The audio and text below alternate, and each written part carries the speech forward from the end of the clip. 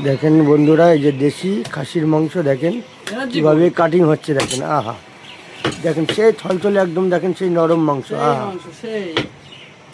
ভাই, এটা সেই ঘাস খাওয়া ছাগল তো ভাই? ঘাস না, বিরিয়ানি।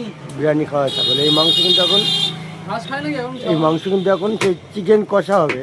আর দেখেন এই মটন কষা, কালকে রাতে চিকেন খেয়েছি তো, তাই এই চিকেন কষা গন্ধ এখনো বেরোচ্ছে।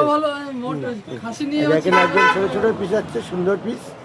আর এরকম মাংসের পিস খেতে নিয়ে আসতে হবে কিন্তু সেই ভাই খাসি রাজা অমিত ভাইয়ের কাছে। দেখেন মাংসের কোয়ালিটি দেখেন, আর পিসগুলো দেখেন, সুন্দর পিস করছে কিন্তু ভাই। মাংসের কালারটা দেখেন বন্ধুরা, একদম থলথল থলথল করছে দেখেন, জবরদস্ত। হ্যাঁ। আর দেখেন সবসময় ভাই কিন্তু উপরে যত ছাল চামড়া থাকে নোংরা সব কিন্তু পরিষ্কার করে দেয়। দেখেন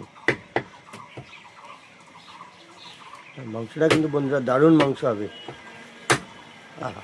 দারুণ দারুণ। আর খাসির মাংস, দেশি খাসির মাংসে হালকা পাতলা একটু চর্বি না থাকলে না বন্ধুরা ভালোও লাগে না। দেখেন এই দেখেন সেই চর্বি, হালকা হালকা চর্বি থাকবে মাংস, সেই মাংস খেতে কিন্তু দুর্দান্ত লাগবে। একদম হয়ে গেছে। কমপ্লিট। আমি হাত দিই, কর। তুমি অফ করো, ওটা প্রবলেম হয়ে যাবে।